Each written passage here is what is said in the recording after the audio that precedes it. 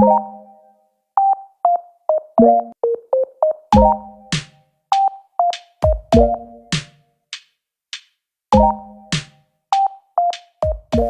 horizontal analysis of an equity changes from 2023 to 2022. In retained earnings, there is an increase in peso of 3,221,000, equivalent to 17.13%. This indicates that the firm is generating a profit. And in other comprehensive loss, there is also a decrease in peso, which is 6,730,000, which is equivalent to 18.97%. Means decrease the total losses of a company and their financial trust and more effectively. There is also a decrease in the total equity attribute to equity holders of a PLDT, which is 3,509,000, which is equivalent to 3.23%. There is a net of shareholder has declined. And in controlling interest, there is a decrease in 66 million. It is equivalent to 1.26%. And the overall total for the current year is lower than the previous year of 3,575,000, equivalent to 3.13%.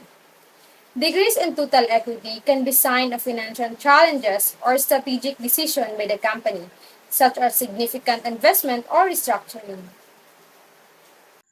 The image shows a vertical analysis of a company's accounts for the years 2023 and 2022. Here are the key findings. For retained earnings.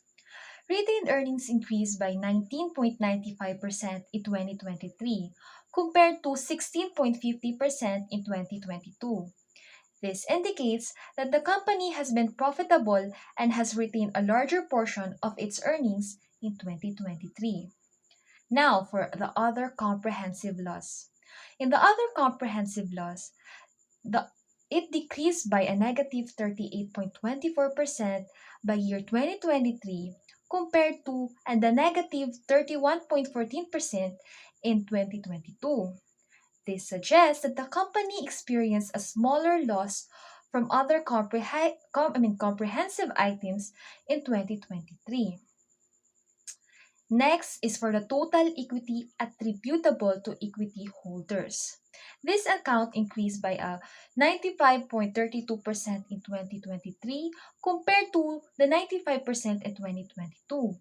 This indicates a significant increase in the company's equity, possibly due to retained earnings and other factors. Lastly, for the non-controlling interest, it remained stable at 5% in both 2023 and 2022. This suggests that the company's ownership structure has not changed significantly.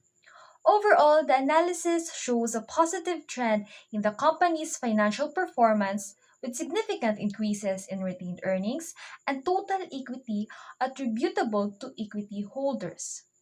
The decrease in the other comprehensive loss also indicates a positive development.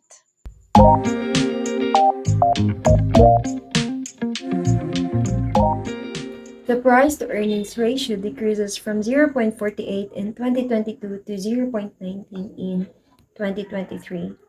We identified that the price to earnings ratio is considered undervalued as the market price is relatively low compared to its price earnings.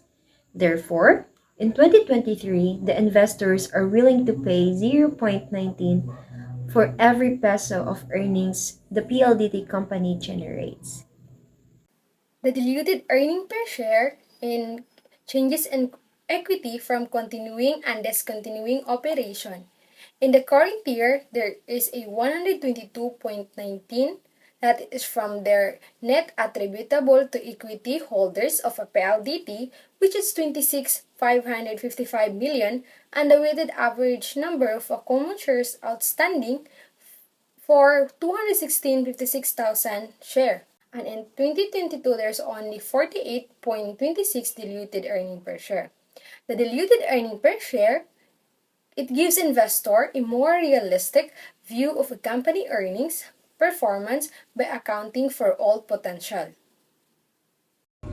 As you can see, in the year 2022, its debt to equity ratio has 2.24%, while in the year 2023, it has 2.28%.